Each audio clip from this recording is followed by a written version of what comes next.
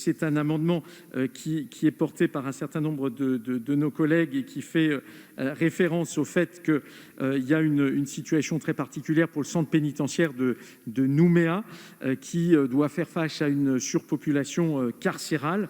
Donc, en fait, l'objectif est de déplacer 10 millions d'euros du programme pilotage de la politique de la justice vers l'administration pénitentiaire.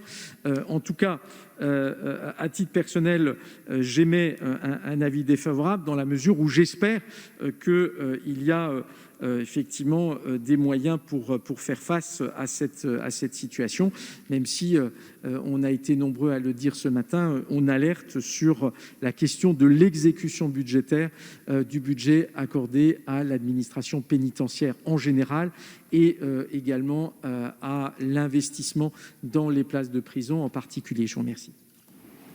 Merci beaucoup. Monsieur le ministre. Monsieur le président, messieurs les rapporteurs, mesdames, messieurs les députés, la population carcérale du centre pénitentiaire de Nouméa a sensiblement décru depuis le début de la crise sanitaire. Le taux d'occupation y est de 108% en octobre 2020 contre 130% en mars 2020. 445 personnes détenues au lieu de 541 personnes détenues pour 414 places.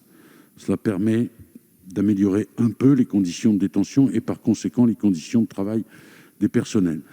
Dans le prolongement des premières études préalables, l'élaboration d'un schéma directeur de restructuration du camp Est va être confiée à l'Agence publique pour l'immobilier de la justice avant la fin de l'année 2020 et les opérations sont donc lancées. L'allocation du crédit de paiement supplémentaire n'est donc pas nécessaire à ce stade. Avis défavorable. Merci beaucoup. Je le mets directement aux voix, Monsieur Bindeau, avec un avis défavorable du Gouvernement qui est pour, qui est contre. Il n'est pas adopté.